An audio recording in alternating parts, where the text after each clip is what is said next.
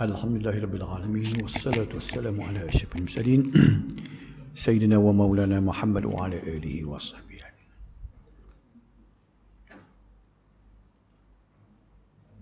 Rasanya muka surat 91 dah. 91 ya?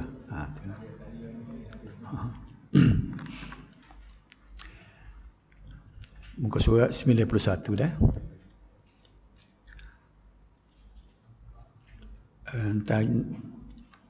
Karya-karya mengenai hadis maudhu'. Karya-karya ni maknanya kitab-kitab yang ulama karang mengenai dengan hadis maudhu'. Jadi kita baca situ dah, keprihatinan dan kegigihan ulama dalam membenteras hadis maudhu', hadis palsu, telah menghasilkan berbagai-bagai karya.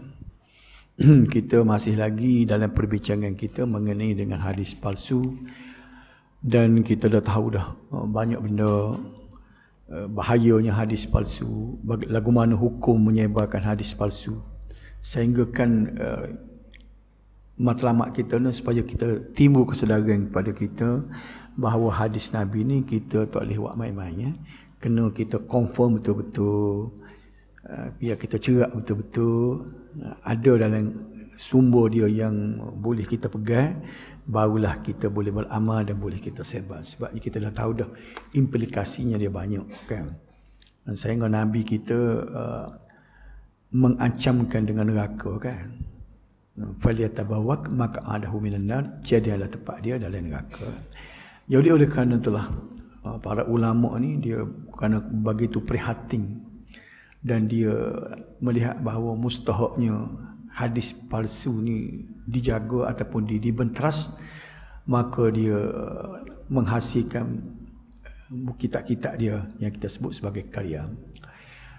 Karya tersebut boleh dibahagikan kepada dua aspek. Yang 7.1 tu aspek hadis maudhu', iaitu karya-karya yang disusun khusus bagi mengumpul hadis maudhu'. Sebelum pada ni kita dah tahu hukum menyebar, menulis membaca hadis maudhu' ni haram kan? Kecuali litahzir, untuk memberi peringatan atau panduan kepada orang, hak ni boleh. Jadi sebab apa ulama ni dia kumpul hadis palsu dalam kitab dia, bukan nak suruh ambil, bukan nak suruh beramal. Nampak tu tak? Dia tulis itu dengan tujuan nak bagi tahu bahawa ni palsu, perlu dijauhi, jangan disebar. Yang salahnya lagu mana? Yang salahnya dia sebar dengan dia tidak cek hadis itu palsu tak palsu, sama ada dalam penulisan, dalam ucapan dia, dalam khutbah Jumaat pun disebarkan juga hadis palsu. Dia puncanya kerana tidak cermat je. Dia jumpa mana-mana orang kata hadis ni dia pun ambil. Bila orang yang dia belajar dalam mendalami sikit bidang hadis ni, dia tahulah ni hadis palsu ni. Jadi kita nak tahu palsu tak palsu hadis ni, inilah ulama-ulama kita dah buat dah. Sebab tu kita tak boleh marah kalau itu kata hadis tu palsu. Kita pergi marah ke dia, mudah nak memalsukan satu hadis. Bukan dia sebenarnya. Ia kata palsu, ulama-ulama dah tulis dah. Dia hanya tolong ya aduk dalam kitab tu. Dalam kitab tu kata palsu. Jadi kita tengok antaranya masyhurnya ialah ni kitab ni, Tazkiratul Mawdu'at. Tazkiratul Mawdu'at oleh Abu Al-Fadl Muhammad Ibn Tahir Al-Maqdisi. Yang ni ulama ni di sekitar sama zaman dengan Imam Ghazali. Imam Ghazali mati tahun 505, dia 507. Nah, sebutnya kalau kita baca dalam sejarah Imam Ghazali kan, di akhir hayat dia tu kan, mengikut sejarah lah, kitab Sahih Bukhari tu, dia mati tu tengah baca kitab Sahih Bukhari, duduk atas dada dia. Jadi usia dia habis lamanya Imam Ghazali ni dalam ilmu falsafah dan sufi. Jadi dia banyak duduk nulis mengenai dengan falsafah dengan sufi. Dia terlepas hadis tu banyak lah. Jadi di akhir hayat dia barulah dia belajar mendalami hadis. Bila dia tengok Allah banyaknya dia terlepas banyak. Jadi dia pun mati. Jadi sebab itulah Imam Iraqi ambil inisiatif semuk balik macam royak dulu lah. Dia cek balik kitab Ihya dia tu. Kitab Ihya tu ialah ketika dia ni sangat minat dengan ilmu tasawuf sufi. Sebab tu kalau kita baca tu sedap baca kitab Ihya tu kan. Didikkan jiwa apa semua. Tapi masalah dia terlepas banyak hadis-hadis yang terlalu dhaif dengan hadis palsu. Jadi Imam Iraqi tu cuba semuk balik, dia tahqiq, dia nyatakan hak ni sahih, hak ni sebab. Jadi kalau kita nak baca kitab Ihya tu kan, Ihya Ulumuddin, carilah kitab yang telah pun disemuk oleh Imam Iraqi. Dia dah bagi tahu dah hak ni hadis, hak ni boleh ambil, hak ni tak boleh ambil kan. Ilmu dalam itu tak ada masalah. Cuma bila dia sebut hujah tu, dia bawa mari hujah hadis palsu. Situ je tak kena kan. Selain hadis, perawi yang berdusta juga disenaraikan dalam kitab ini. Sebab itulah orang dah kenal dia. Kalau sebut orang ni, ni nama perawi seorang ni memang dia suka mereka hadis. Jadi kalau nama dalam sanad tu ada nama dia, orang tolak selalu. Pendusta hadis. Dia suka buat hadis palsu. Dan kitab yang masyhur lagi yang menjadi rujukan juga ialah Al-Mawdu'at Al-Kubra oleh Abu Farsh Al-Abdurrahman ataupun nama yang dikenali sebagai Ibnu Jauzi. Al-Mawdu'at, kitab Mawdu'at Ibnu Jauzi ni popular. Kita boleh semuk dalam ni kan. Hadis-hadis ni ada dalam tu. Dan hadisnya disusun mengikut mu'jam, mengikut abjad. Mudahlah carinya. Namun kitab ini mendapat kritikan ramai ulama hadis kerana Ibnu Jauzi dianggap terlalu mudah menghukum sesebuah hadis itu maudhu'. Hadis ulama lah dia pun dia ni terlalu sangat orang panggil syadid. Terlalu sangat ketat. Jadi nampak dia tak berapa itu sikit. Yang sebenarnya baru dhaif baru dia kata palsu dah. Ni kelemahan dia lah. Sebab itulah bila kita nak rujuk sesuatu hadis tu, bila nak kata hadis tu palsu, sekurang-kurangnya kena tengok 2-3 butir karya dulu. Biar bila Ibnu Jauzi ni kata palsu, kita cari pula misalnya Syaukani kata lagu mana, Imam Sayuti pun kata lagu mana. Kalaulah 2-3-4 orang ni kata hadis tu palsu, barulah kita puas hati. Betul tak? Okey. Kemudian ambo sekadar tunjuk kulit kitab ni jelah. Hak Imam Sayuti ni. Al-ali'ul masnu'ah fi ahadisil mawdu'ah. Jalaluddin As-Suyuti. Ini Imam Sayuti ya. Orang kenal belakang ni Imam Sayuti ni, mana ulama besar dalam mazhab Syafi'i dia. Dia juga buat kitab yang mengumpul hadis-hadis hadis palsu dari kitab dia. Kemudian Tanzihus Syariah Al-Marfu'ah Anil Akhbar Al-Syani'ah Al-Mawdu'ah oleh Ibnu Arrad Al-Kinani. Kitab ini mengandungi beberapa hadis tambahan daripada kitab As-Suyuti yang terdahulu. Dia kedian sikit pada Suyuti, jadi dia modified daripada kitab Suyuti itu. Ni sekadar kita nak tahu ya nama-nama kitab ni. Kalau orang sebut dalam kitab ni, dalam kitab Imam Suyuti yang kata hadis dia palsu, kita boleh tahulah. Kita gaji dengar orang sebut hadis ni, walaupun mungkin kita nak baca pun kan dia masalah, sebab bagi orang yang boleh baca kitab dalam bahasa Arab tu bolehlah rujukan. Al-Masnunah fil Ma'rifatil Hadis Mawdu' ditulis oleh Ali Al-Qari Al-Harawi Al-Makki. Ini ulama kedian abad yang ke-11 ni. Kemudian Al-Fawaidul Majmu'ah fil Ahadisil Mawdu'ah. Ini juga popular. Imam Syaukani ni abad ke-13 dah kedian ni. Kita mari ulama kau kedian. Dan Ini ulama yang baru mati baru ni. Al-Albani, orang Albania. Silsilatul hadis ad-dha'ifah wal mawdu'ah. Muhammad Nasruddin Al-Albani. Tengok 7.2. Aspek perawi dusta. Itu tadi dari segi karya jenis pertama.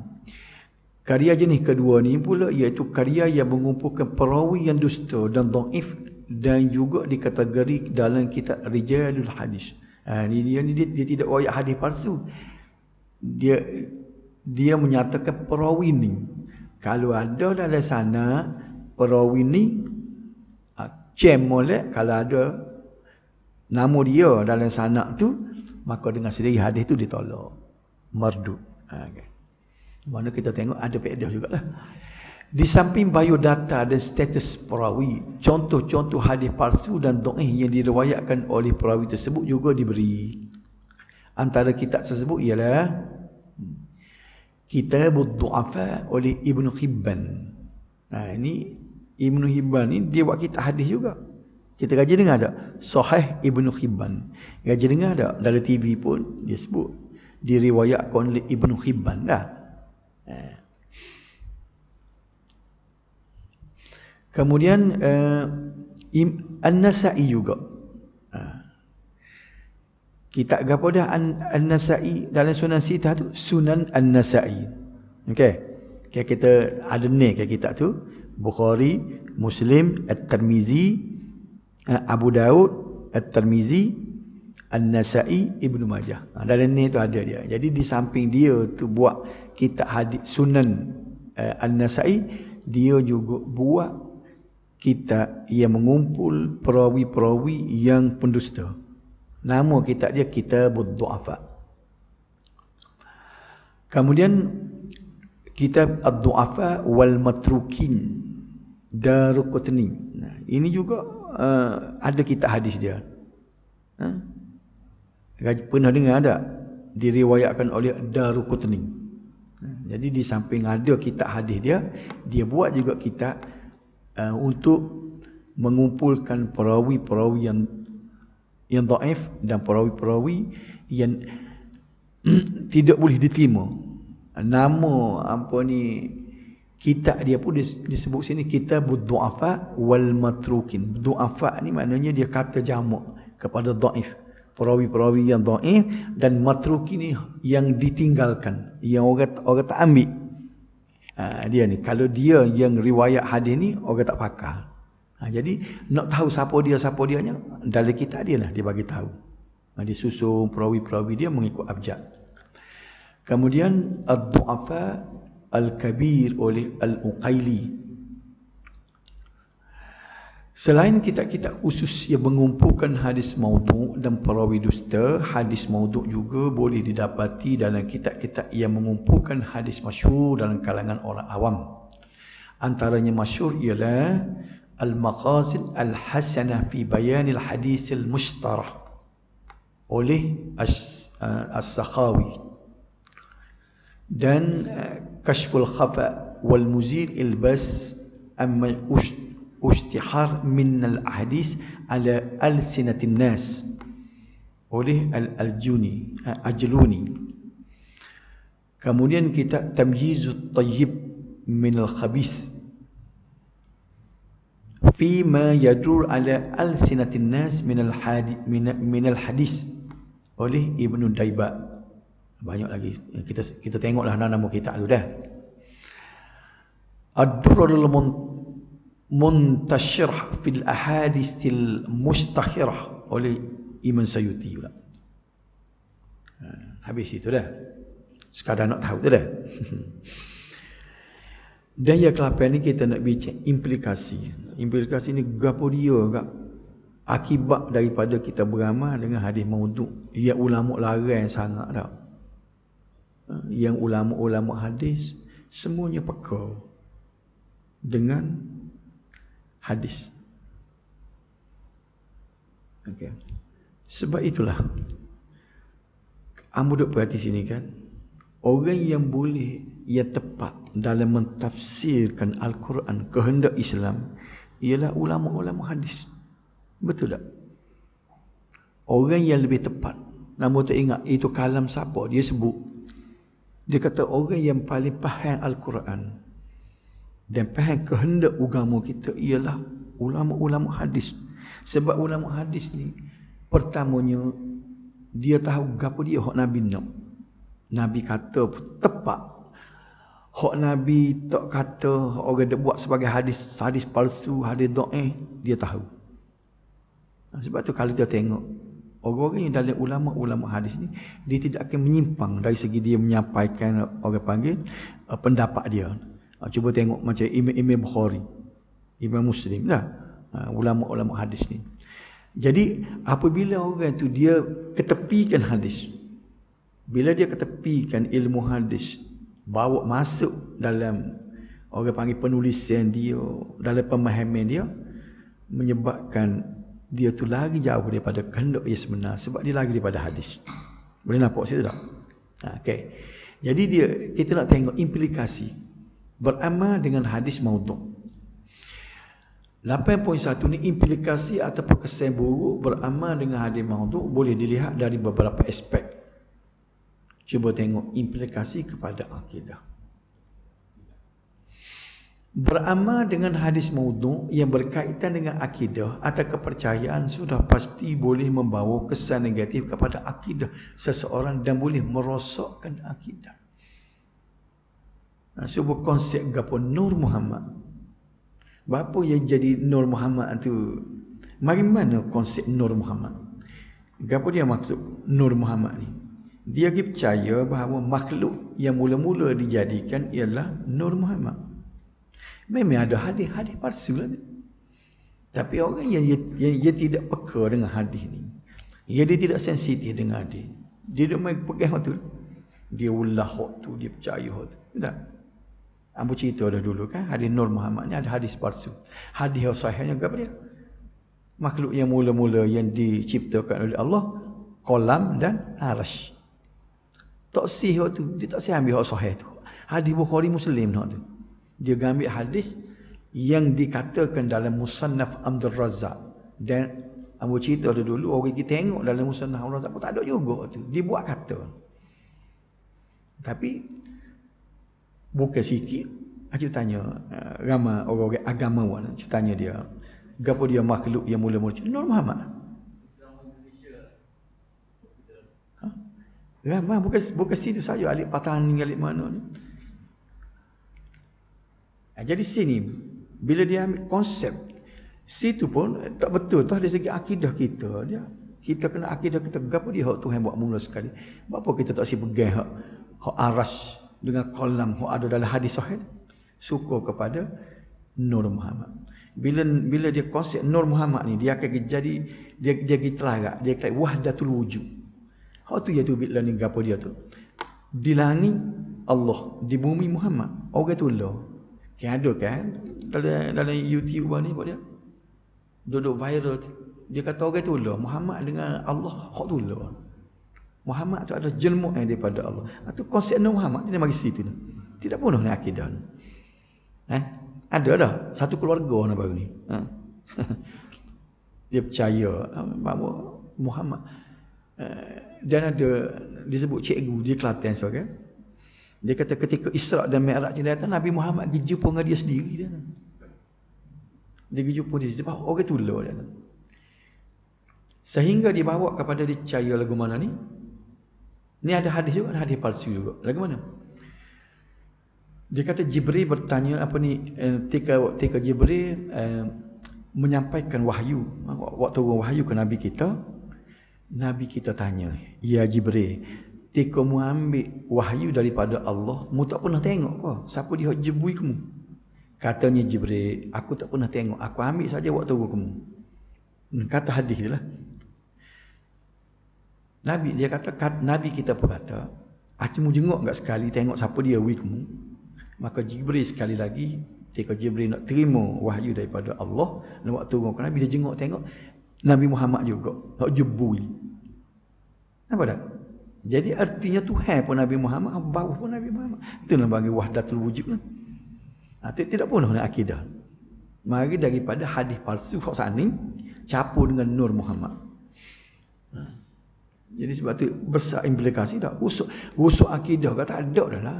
Supaya Buddha, supaya Kristian dah lah. Tak ada beza dah lah. Kalau pun hadis palsu hak buat amalan, dia rusuk amalan je, ni rusuk akidah. Kenapa? Boleh tak kita nampak sini besarnya implikasi hadis maudhu', hadis palsu. Sehingga akidah boleh rusak. Oleh itu persoalan akidah mestilah sabit, betul-betul mari, sama ada melalui ayat Al-Quran atau hadis yang sahih, baru kita boleh pegang buat akidah. Cerita-cerita palsu. Supaya begini lah. Kalau kita kata, kalau tanya orang-orang sufi, ahli sufi, kalau tanya dia, siapa dia ahli sufi, Tok Wali yang paling besar sekali, dia tak teringat ada sahabat. Dia teringat siapa? Syekh Abdul Qadir Jilani. Betul tak? Orang ngaji hikam, dia ngaji tasawuf kan, dia lebih suka kalau orang sebut Tok Wali nombor 1, awliya, di kalangan awliya ni wali Allah nombor 1 siapa dia? Syekh Abdul Qadir Jilani tak? Hak mati tahun 400 Hijrah. Situ gapo dia punuh akidah.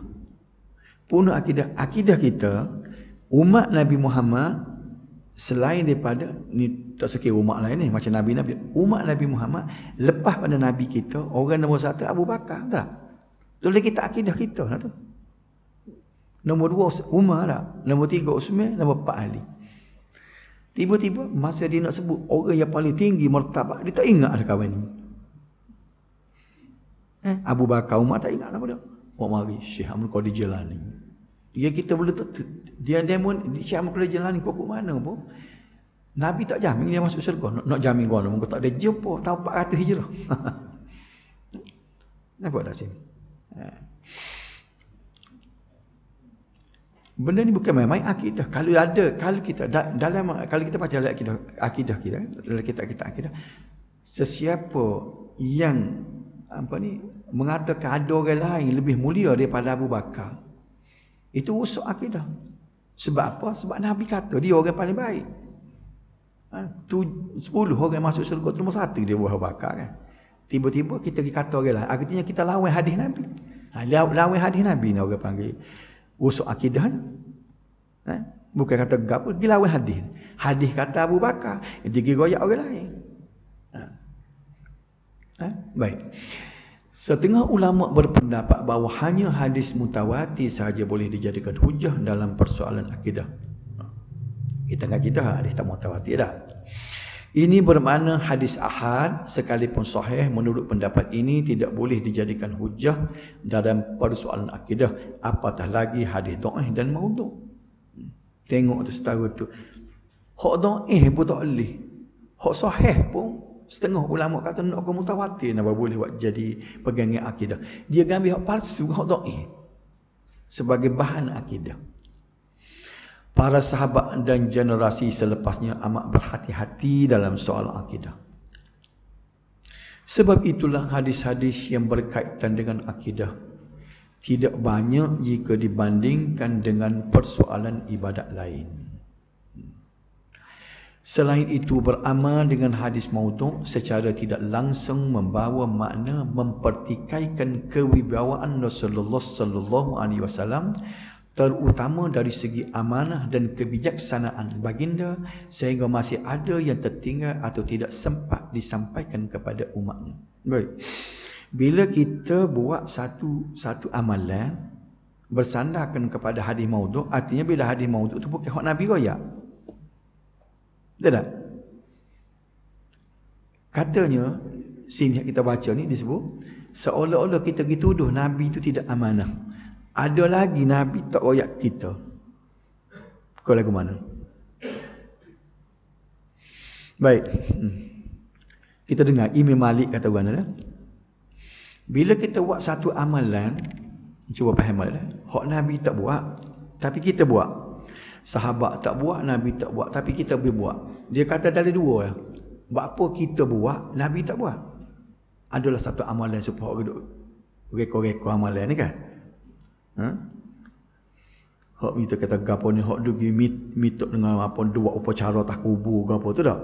Hak panggil amalan bid'ah tadi. Tu contohnya. Duduk mitok dengan buat beribadat di tak kubur. Ni Nabi tak buat, sahabat tak buat beribadat atas kubur. Tiba-tiba kita buat. Dia kata dari dua. Kita buat Nabi tu buat sama ada kita tahu benda tu ada fadilat tapi Nabi tak tahu. Nah. Apa kita buat tapi Nabi tak buat. Jadi hilir kita pada Nabi. Nabi tak jumpa benda ni. Cerdik kita dengan Nabi. Apa boleh kita kata begitu? Tak boleh kata juga dah. Nombor dua, kalau tidak pun Nabi tak royak barang ni. Nabi susu. Maknanya ada lagi buah-buah kilah. Hak Nabi royak setengah je. Pasal apa? Dah Nabi tak royak ke sahabat. Kita boleh tahu. Kita boleh tahu main mana? Boleh tahu dengan cara mimpi jumpa Nabi ataupun Nabi mari cara yaqazah. Kalau ni banyak ke amalan hak selawat pasal baru. Selawat ni Nabi tak ajar, tapi dia boleh. Dia boleh main mana? Dia kata Nabi mari jumpa dia ajar dia. Betul tak? Jadi artinya Nabi ni tidak amanah. Dia tidak royak perhabis ilmu dia. Dia tak royak ke Abu Bakar, tak royak ke Umar, tak royak Utsman. Tiba-tiba mai royak ke orang yang duduk Yamin. Tahun abad yang ke-20. Abad yang ke-21 mai royak ke dia. Artinya Nabi khianat. Siapa dia kata gitu? Imam Malik. Imam Malik kata mani bertada'a bid'atan fil Islam. Siapa dia buat satu amalan reka dalam Islam ni kan? Faqad za'ama anna Muhammadan sallallahu alaihi wasallam khana risalah. Maka dia beranggapan bahawa Nabi Muhammad telah mengkhianati risalahnya. Imam Malik kata, lama dia Imam Malik kata benda ni. Okay. Jadi kita ni biar berhati-hati sikit. Biar serupa dengan Nabi. Itu tujuan kita mengaji hadis. Contoh hadis yang boleh merosakkan akidah. Cuba tengok je. Ra'aitu Rabbi bimina indan nafar ala jamalin awraq alaihi jabbatun suf. Aku melihat Tuhanku di Mina pada hari Nafar, di atas unta yang berwarna kelabu dan di atasnya terdapat jubah yang diperbuat daripada bulu. Tak guna tengok Tuhan, nampak Tuhan lagu ni. Dia kata Nabi kata aku tengok Tuhan di Mina. Tuhan itu lagu mana? Atas unta warna kelabu, atasnya terdapat jubah yang diperbuat daripada bulu. Dia royak tidak Tuhan. Tuhan duduk atas tu. Tidak rusak nak akidah. Ada hadis lagu ni rupanya. Begitu juga dengan hadis yang menyentuh cara mengenal Allah dengan cara mengenal diri sendiri, iaitu man arafa nafsah faqad arafa rabbah. Ini orang ngaji akidah kan, start dia ceramah dia akan baca ni. Dia kata sabda Nabi sallallahu alaihi wasallam, man arafa nafsah faqad arafa rabbah. Sesiapa yang mengenal dirinya maka sesungguhnya dia telah mengenal Allah. Baru dia start mengajar. Petang lagi dia baca hadis palsu tu. Bukan kata doa macam mana dengar. Budak-budak lagi begitu dia dengar orang mengajar nak baca kitab sifat 20 kau, nak ngaji bab akidah dia start ngening dulu. Sebagai mukaddim ada. Dia akan baca hadis. Betul kalau begini? Adakah Nabi kata cara mu nak kenal Tuhan, mu kena dengar kena kenal diri dulu. Cuba kita rajin sikit kecek dengan orang yang mengajar tauhid dah. Yang mengajar sifat 20 ke apa. Acu kata ni. Dia tak kata palsu, dia kata hadis dah.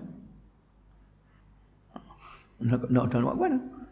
Berdasarkan hadis ini terdapat setengah golongan tasawuf yang menyeru manusia agar mengenal diri terlebih dahulu sebelum mengenal Allah Subhanahu Wa Taala. Mari mana ilmu tu? Hal ini amat bertentangan dengan sunnah Rasulullah sallallahu alaihi wasallam yang mengajar manusia mengenal Allah Subhanahu Wa Taala melalui sifat-sifatnya yang maha agung dan maha sempurna. Tuhan ni kan, dia nak kenal diri dia perkenalkan dengan sifat-sifat agung dan sempurna. Sebab tu Nabi sebut tafakkaru fi khalqillah la tafakkaru fillah. Maka kamu hendaklah berfikir tentang kejadian-kejadiannya, jangan fikir tentang Allah. Sebab tamu nak sebut sikit kan. Bagi ulama-ulama hadis yang kalau kita baca kan dalam sejarah akidah kan, dia marah benarnya metodologi ni kalau hak ni sensitif benar ni mengajar mengenal Allah melalui ilmu kalam. Hak sifat 20 tu ilmu kalam. Tak apalah, ada dua madrasah dia panggil tak? Mengajar akidah ilmu kalam. Tapi kamu duk baca, kalau ulama-ulama hadis kan, dia sangat marah benar metodologi ilmu kalam. Ilmu kalam ni apa? Ilmu logik. Kalau kita baca mari mana tu, dia falsafah Greek Yunani dulu, dia memperkenalkan, dia panggil ilmu apa? Ada ketuhanan teologi tak? Dia main logika. Dia letak Tuhan ni tidak berjirim, tidak berjisim. Tidak benda ni kita baca dalam ilmu kalam kan? Tidak berjirim, tidak berjisim, tidak aurat, tidak arak, tidak jauhar. Ada ngaji sini tak? Gerti yang sebut arak jauhar? Jauhar ke apa? Tidak jauhar, tidak arak, tidak berjisim, tidak berjirim. Nafikan mutasih. Orang ngaji sifat dua dengan juga. Nafikan mutasih. Apa sih? Nafikan mumpasih. Zat Tuhan ni nafikan mumpasih. Zat Tuhan tak boleh belah. Lain pada Tuhan semua boleh belah. Kita boleh belah. Bumi boleh belah lagi tak? Tuhan ni tak boleh belah. Nafikan mumpasil. Nafikan mutasil tak boleh nak berhubung dah. Jadi nak ayat sini, ulama hadis dia marahnya guna. Dia kata tu bercanggah dengan hadis Nabi. Nabi kata la tafakkaru fillah. Jangan mikir tentang zat Allah. Jadi artinya sekarang ni kita bincang tentang zat Allah. Nak tahu zat Tuhan lagu mana, boleh belah, boleh bagi. Sebab kalau kita baca pendapat ulama-ulama hadis, dia tidak suka kita belajar ilmu ketuhanan melalui ilmu kalam tu. Faham tak? Tapi tak apalah, moga ulama ada juga ada mengaji hak tu. Biarlah kalau kita baca ulama, khususnya Imam Syafi'i sendiri. Imam Syafi'i sendiri dia marah tentang cara ilmu kalam ni dah. Okey.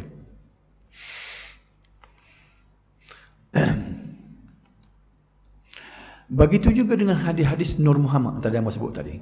Yang kesemuanya adalah batil. Tak betul Nur Muhammad lah. Dia bercanggah dengan prinsip dan dasar agama. Ini bukan sikit ni. Agama yang kita, orang agama, dia pegang konsep Nur Muhammad. Awwalu ma khalaqallah nuru nabiyyika ya Jabir. Ini hadis ni. Hadis ni dah ada pegang ni. Kejadian pertama yang dicipta Allah ialah nur nabimu hai Jabir. Dalam hadis tu dia kata Nabi Jabir ni tanya. Jabir ni sahabat kan. Rasulullah gapo dia gak makhluk mula-mula sekali hak Tuhan buat. Jadi Nabi pun jawab, awwalu ma khalaqallah nuru nabiyyika ya Jabir. Kejadian pertama yang dicipta Allah ya nur nabimu lah ya Jabir. Dia katakan Nabi kata begitu. Jadi cuba tengok ni hamba itu tak ada ni tak? Ni ada tulisan tak ada. Saya tak ada ni tak? Harap ada tak? Dari buku tak ada tak? Ni yang buat tambahan. Hadisun maudu'un batilun. Nak baca tak? Wa maktubun 'ala an-nabi sallallahu alaihi wasallam wa in wajada fi ba'dil kutub bi anna fi musannaf Abd al-Razzaq walakin al-haqq bi anna nisbatihi ila musannaf Abd al-Razzaq khata'an li annahu laysa mawjudan fihi. Hadis ni dia kata palsu dan batil dan dusta. Dusta ke atas Nabi sallallahu alaihi wasallam. Walaupun terdapat dalam setengah-tengah kitab kerana mereka bersandarkan kepada Musannaf Abdul Razak, kitab hadis ni kan. Tetapi yang sebenarnya dengan menisbahkan kepada Musannaf Abdul Razak adalah salah kerana tidak wujud sama sekali. Betul tak? Habis itulah, itu bahagian akidah. Kita kisah lagi lah. Implikasi kepada ibadat. Faham tu tak? Punuhnya akidah kalau berpegang pada hadis palsu, kita faham tu tak? Kalau ibadat lagi mana? Oleh kerana persoalan ibadat juga sama dengan persoalan akidah yang merupakan persoalan taufiqiyah, iaitu bersumberkan wahyu. Makna taufiqiyah ni makna bersumberkan wahyu, taufik daripada Al-Quran dan hadis, maka sudah tentu tiada ruang untuk sebarang penciptaan dan rekaan dalam urusan tersebut. Dan tak boleh reka dalam ibadat. Lepas tu orang kata boleh reka. Boleh reka ni benda adab. Hak ni kan Allah. Tak cakap habis lagi. Duduk dengar semua. Dia kata, kalau dia berdasar kepada amalan hak Nabi tak buat kat dia kata. Tak makan suruh dengan nasi kerabu lah kita. Tu hak duduk mengajar tak buku tengok dia YouTube daripada petang ni. Bapa dia pergi capur nasi kerabunya dengan ibadat. Bukan ke formula dia sebut al-aslu fil adah. Al-ibahah hatta yadullad dalil ala tu sipi dia. Orang panggil kaedah dia kan. Setiap benda ada sipi. Sebuah formula matematik orang panggil usul kan. Qawaid dia. Kaedah dia. Al-aslu fil adah. Asal hukum setiap adat, benda makan, minum, pakaian, rumah tangga ni kan. Rekod yang baru, sains teknologi ni.